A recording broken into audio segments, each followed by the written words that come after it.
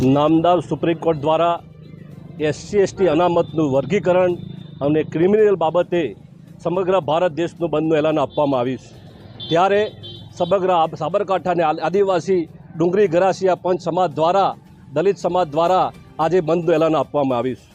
નામદાર supreme court જો ફેર વિચારણા નહીં કરે, કેન્દ્ર સરકાર રાજ્ય સરકાર જો અમને સહયોગ નહીં આપવામાં આવે તો આગામી 13મી સપ્ટેમ્બર વિશ્વ આદિવાસી દિવસના રોજ ગાંધીનગર ખાતે ગાંધી ચિંધ્યા માર્ગે અહિંસક આંદોલન કરવામાં આવશે। માટે આ ફેર વિચારણા કરી SC/ST સમાજને ન્યાય આપવામાં આવે એના માટે આજે ભારત બંધને એલાન આપવામાં આવ્યું છે। તમામ જાતના સમાજના આગેવાનો, તમામ નાના મોટા વેપારીઓ, તમામ લોકોએ સહયોગ આપ્યો છે, સમર્થન આપ્યું છે। માટે ફરીથી જ્યારે જરૂર પડે ત્યારે અમો SC/ST સમાજ ગાંધી ચિંધ્યા આંદોલન માર્ગે જઈ અને અમારા હક અને અધિકાર મેળવીશું, એમાં કોઈ શંકાને સ્થાન નથી।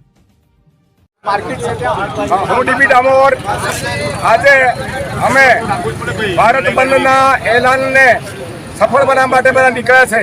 મિત્રો, મારે SC/STના માણસોને મારે નમ્ર વિનંતી છે કે આપણા બાબા સાહેબ આંબેડકરે આપણે સરસ મજાનું આપણા હક્કો માટેનું, આપણા અનામતનું એક આપણને બંધારણ, એ બંધારણની જોગવાઈઓને એ લોકોને એક આ બીજી રીતે આ લોકો અનામત ખતમ કરવા માટે નીકળી પડ્યા છે।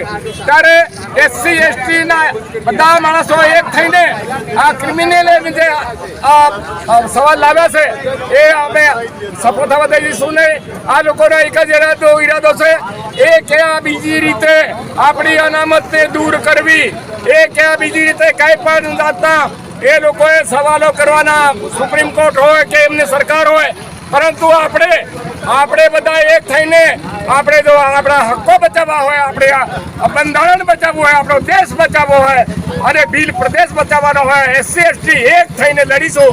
અને જ્યાં સુધી આ કાયદો રદ ન થાય ત્યાં સુધી આપણે લડતા રહીશું અને અમે લડી લેવાના મૂડમાં છીએ। અને આવા કાયદો કરીને SC/STને ખતમ કરવાનું આ કાવતરું અમે સફળ થવા દઈશું ને અમારી લડત ચાલુ રહેશે। જય ભીમ, જય આદિવાસી, જય જોહાર।